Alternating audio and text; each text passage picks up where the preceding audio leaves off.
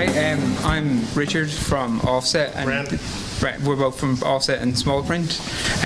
We've been in the business working on projects for the last 8 years. I, up to last October, was full-time, so this has been kind of a labour of love that's turned into something a little bit bigger and more important, and something that we believe there's a future in for ourselves.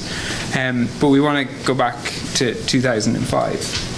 Yeah, back in 2005 when we first met, I was working as a full-time illustrator. Richard was creative director in a design agency in town, and we had friends and interests in lots of different disciplines that were outside of our own kind of 9 to 5. But what we felt from looking at the people we knew in different areas, there was nothing that brought everybody together, both socially or even from a work point of view. There was lots of little silos of people all around town. So like the illustrators had their organisations and social events, the designers had the same.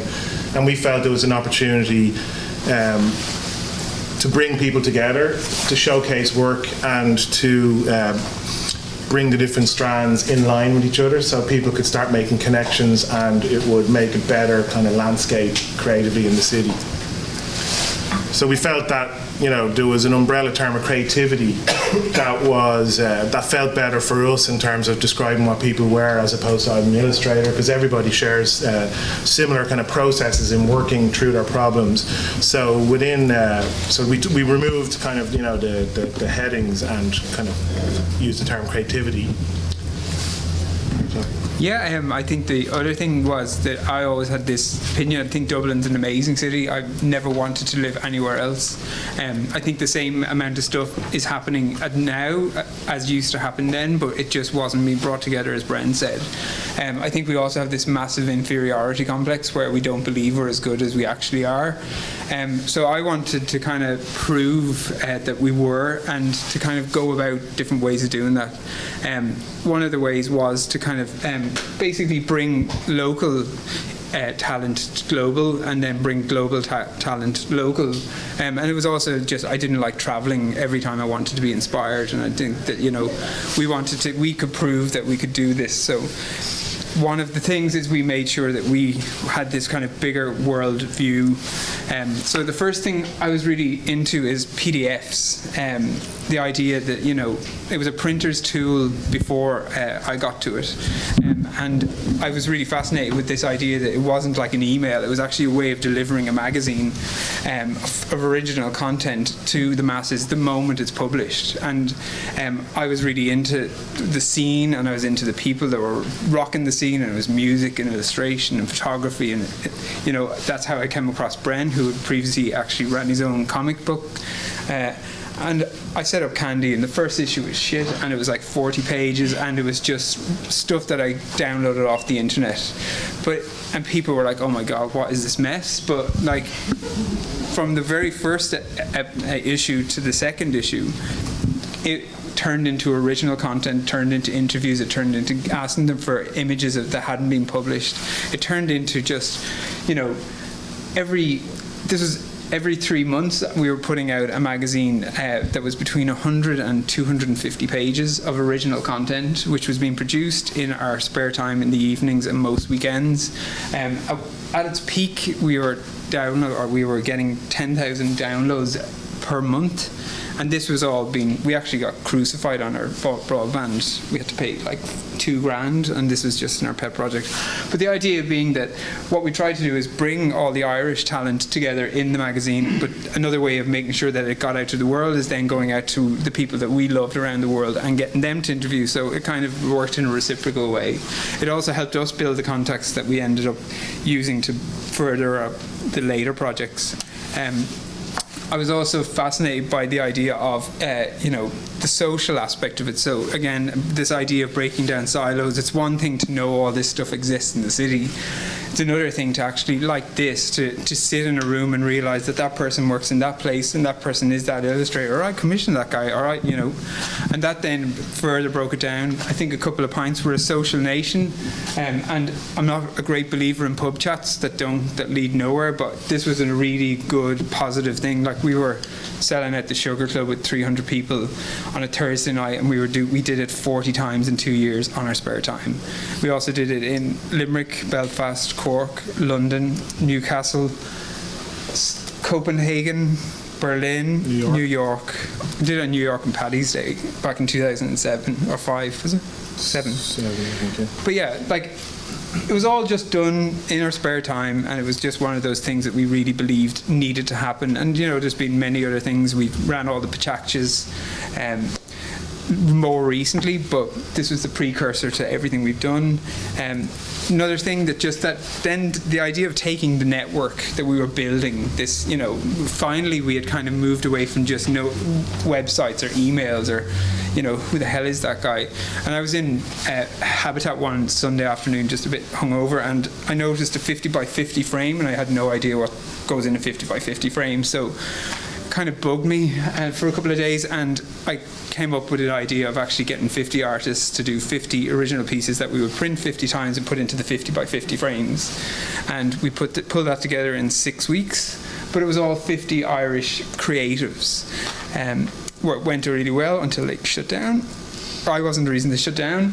We had an amazing show. They were expecting 200 and 800 turned up, so it just proved that, like, that was probably a very successful thing to say, that, you know, this is going beyond the creative community, or the creative community is this strong.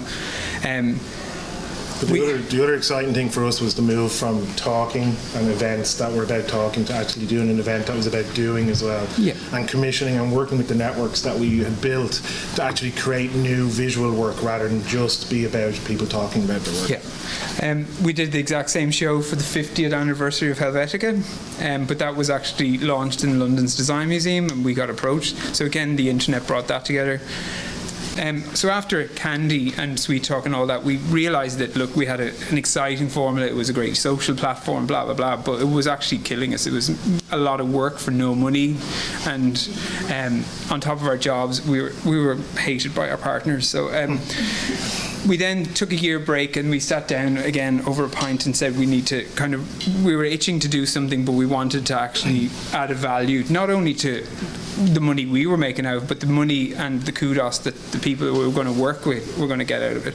You know, we started to work with brands, and we work with brands, and we work on commercial projects, but we also balance that with curational projects, or stuff, self-initiated projects, or gallery events, or something that just is on a whim. You know, we want to work, we want to move into different disciplines, we want to produce events, blah, blah, blah. You know, we're always trying to push ourselves. So this could have been a wall that everyone doodled on. It wasn't. This is Absolute Visions. We got 10 8-foot high fiberglass bottles made in China, and we basically had an open gallery or a studio for a week. Where we had 5 international artists, 5 Irish artists working, and that got huge press here in Ireland, but also around the world. It's been featured in loads of books and magazines. So again, it gives a spotlight on Ireland and Dublin as a centre for creativity. Yeah, 10 minutes not enough. Then this was a review we did. We just said, look, nobody has a creative review of the work that's actually happened in the year, so we did it. And again, it was like 250 pages, all original answers, all the images of the people. Like 100,000 downloads. It worked really well. And then this led on, and I suppose this was the after Sweet Talk. We always wanted to do something bigger. Like, we loved the social aspect, the fun aspect of Sweet Talks, and it was great. It's great crack, and, you know, everyone goes home and a hangover the next day. But we wanted to not only elevate the project or the event, but we wanted to bring in the people we loved, the Massimo Vignellis, the George Loises, and you can only do those if you've got a certain amount of people willing to pay a certain amount of time, money, in a venue that can hold more people. So we booked out Liberty Hall, and we bet everything on it. Like, if it failed and there was a volcano erupting at the time, we were going to lose 40 grand of our own money. So we were going to lose our houses. But we believed that it needed to happen, and we believe it still needs to happen. And that's why when we built Offset, we built it with like a greater kind of ambition. And it's not like when we went to Liberty Hall, we said it would be amazing if we sold 450 tickets, wouldn't it? And we did.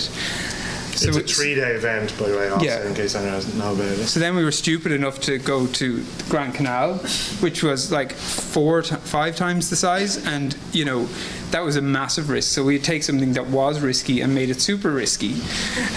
But you know, we still believe that this needs to happen because again, it goes right back to the very start about we believe that Irish people and Irish creativity is on par with the best in the world. The other thing we know is international talent loves coming to Dublin. They will answer, or they will want to come here more than anywhere else in the world because the welcome they get, the respect they get, the absolute. I know, you know. So yeah, Is that yeah, it's up there. Go on. Okay, so you know, we get to bring in the best talent. We get to celebrate it alongside the best Irish talent. We also get to work and put on events that are just really fun events that you know happen outside the calendar, and we do it all because it needs to be done. So, you know, there's Dior. And then, can we show the video? Video? Yeah. So this is all set.